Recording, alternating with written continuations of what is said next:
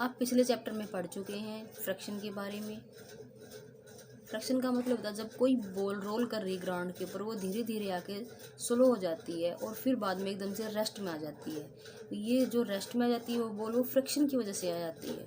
क्योंकि जो सरफेस के ऊपर जब बॉल रोल कर रही होती है तो एक फोर्स ऐसा होता है जो उस बॉल को रोकने की कोशिश करता है, वही फ्रैक्शनल फोर्स होता है। ऐसे ही जब हम साइकिल चला रहे हैं तो उसके अगर पेडल मारना छोड़ देंगे तो वो साइकिल आगे नहीं बढ़ेगी और वो रेस्ट में आ जाएगी। ये भी फोर्स ऑफ फ्रिक्शन की वजह से होता है।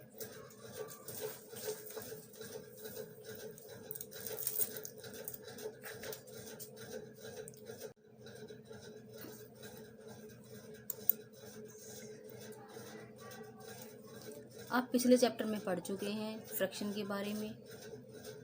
फ्रैक्शन का मतलब होता है जब कोई बॉल रोल कर रही है ग्राउंड के ऊपर, वो धीरे धीरे आके स्लो हो जाती है और फिर बाद में एकदम से रेस्ट में आ जाती है। ये जो रेस्ट में आ जाती है वो बॉल, वो फ्रिक्शन की वजह से आ जाती है। क्योंकि जो सरफेस के ऊपर जब बॉल रोल कर रही होती है तो एक फोर्स ऐसा होता है जो उस बॉल को रोकने की कोशिश करता है, वही फ्रैक्शनल फोर्स होता है। ऐसे ही जब हम साइकिल चला रहे हैं तो उसके अगर पेडल मारना छोड़ देंगे तो वो साइकिल आगे नहीं बढ़ेगी और वो रेस्ट में आ जाएगी। ये भी फोर्स ऑफ फ्रिक्शन की वजह से होता है।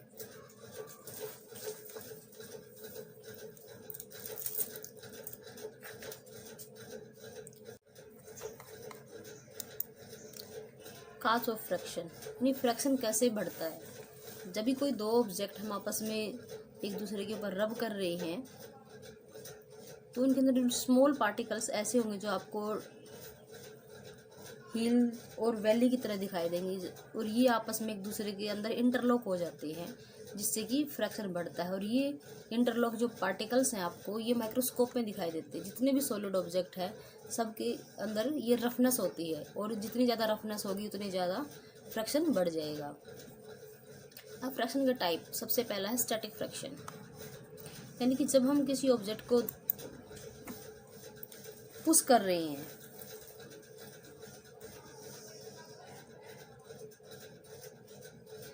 हम पुश कर रहे हैं यानी कि उसको फोर्स दे रहे हैं, लेकिन फिर भी वो ऑब्जेक्ट एक जगह से दूसरी जगह मूव नहीं कर पा रहा, तो ऐसा जो फोर्स होगा उस टाइम जो फ्रिक्शन होगा उसको स्टैटिक फ्रिक्शन कहा जाता है।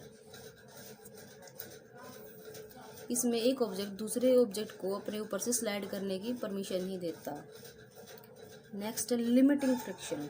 Limiting friction is the maximum opposing force that come into play when an object is just at the verge of moving over the surface of another object।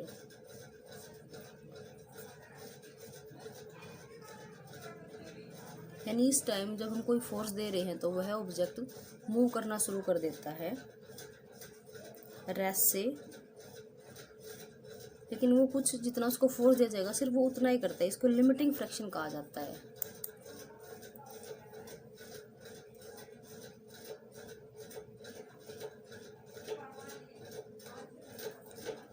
फिर है kinetic friction. Kinetic friction का मतलब होता है opposing force that come into play when one object is actually moving over the surface of another object. यानी कि इसमें एक ऑब्जेक्ट दूसरे के ऊपर से आराम से वो फोर्स अप्लाई करने के बाद हमने जितना उसको फोर्स अप्लाई किया है उससे कुछ ज़्यादा ही वह ऑब्जेक्ट मूव करने लग जाता है, उसको काइनेटिक फ्रिक्शन कहते हैं। काइनेटिक फ्रिक्शन दो प्रकार का होता है, sliding friction and rolling friction. Sliding friction में आप एग्जांपल देख रहे हो, यानी स्लाइड करना। The opposing force that come into play when one object is actually sliding over the surface of another object is called sliding friction. यानी कि हम जब किसी स्लाइड वाले पोर्शन से किसी ऑब्जेक्ट को मूव करवा रहे हैं तो स्लाइडिंग फ्रिक्शन। और रोलिंग फ्रिक्शन रोल करना, यानी कि किसी भी हैवी ऑब्जेक्ट को अगर हम ले जाने में उसको दिक्कत हो रही है, अगर उसको रोल करके ले जाएंगे तो हम जल्दी से उस ऑब्जेक्ट को दूसरी जगह पहुंचा सकते हैं। जैसे कि सिलेंडर है, जो एलपीजी सिलेंडर होते हैं उनका हैवी वेट होता है, हम उसको ऐसे उठा नहीं पाएंगे क्योंकि इसमें वजन ज़्यादा है। लेकिन अगर उसको हम रोल करके लेके जाएंगे तो जल्दी वो दूसरी जगह पहुँचाया जा सकता है। ऐसे आपने स्केटिंग देखी होगी जिसमें जो शूज़ होते हैं वो व्हील वाले होते हैं और वो स्केटिंग करते हुए एक जगह से दूसरी जगह जल्दी पहुँच जाते हैं। Factor affecting fraction. The nature of surface in contact with each other, rough surface have more friction while smooth surface have less friction.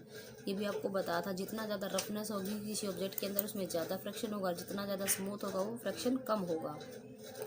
The weight of the body on horizontal surface, the force of friction is directly proportional to the weight of the body which move weight more friction less weight less friction. यानी जितना ज़्यादा किसी object के अंदर ज़्यादा wait होगा उतना ज़्यादा फ्रैक्शन होगा, और जितना कम वेट होगा उसमें फ्रैक्शन कम होगा।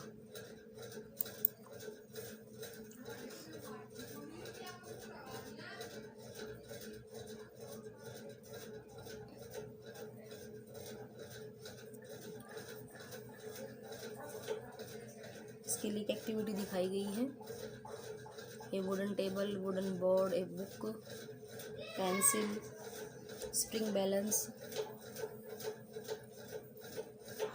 जिसमें पेंसिल रखी गई है और ये वुडन टेबल है। यहाँ पर बुक्स और वुडन एक अलग से टेबल रखा गया है।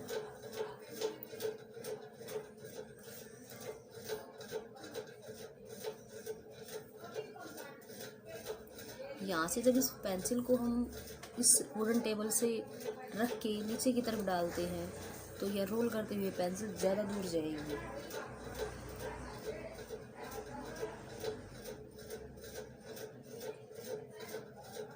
अगर हमने स्मूथ सरफेस के ऊपर इस पेंसिल को आगे कर रहे, आपको स्मूथ सरफेस दिखाई दे रहा है, तो यह कम रोल करेगी। किसकी वजह? स्लाइडिंग फ्रिक्शन की वजह। अगर हमने इसको बुक के ऊपर तिरछा किया हुआ टेबल रखा है तो वह ज़्यादा दूर तक जा रही है। सो हम कह सकते हैं pencil cover different distance on different surfaces and force of friction depend upon the nature of surface in contact with each other. Next है फ्लूइड फ्रिक्शन, यानी friction due to liquid and gases. Friction अभी आपने normal solid surface का देखा है, अब आपको liquid और गैसेज में भी liquid and gases exert lesser friction as compare to solid surfaces. ये आपको ध्यान रखना है। आपको स्विमिंग के दौरान देखोगे जैसे ये हाथ और जो पाँव होते हैं पानी को पुश कर रहे पीछे की तरफ और बॉडी आगे की तरफ मूव कर रही है, ये फ्रिक्शन के कारण ही ऐसे स्विमिंग हो पाती है, वरना स्विमिंग नहीं होगी। इसमें जितनी ज़्यादा मूवमेंट होगी पानी को पीछे धकेलेंगे उतनी जल्दी ही वह फास्ट से आगे बढ़ेगा। इसी प्रकार जो फिशेज होती हैं इनकी बॉडी स्ट्रीमलाइन होती है और ये भी क्या करती है, फ्रिक्शन के कारण ही मूव हो पाती है। शिप एंड बोट इसके दूसरे एग्जाम्पल है।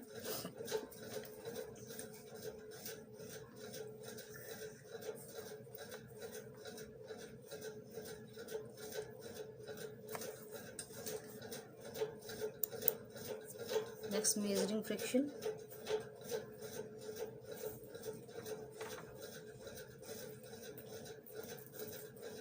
ये एक मेजरिंग फ्रिक्शन था जिसमें बैलेंस एक स्प्रिंग बैलेंस लिया गया था। इससे रोलिंग फ्रिक्शन होता है वह स्लाइडिंग फ्रिक्शन से कम होता है। इसी बात का पता चलता है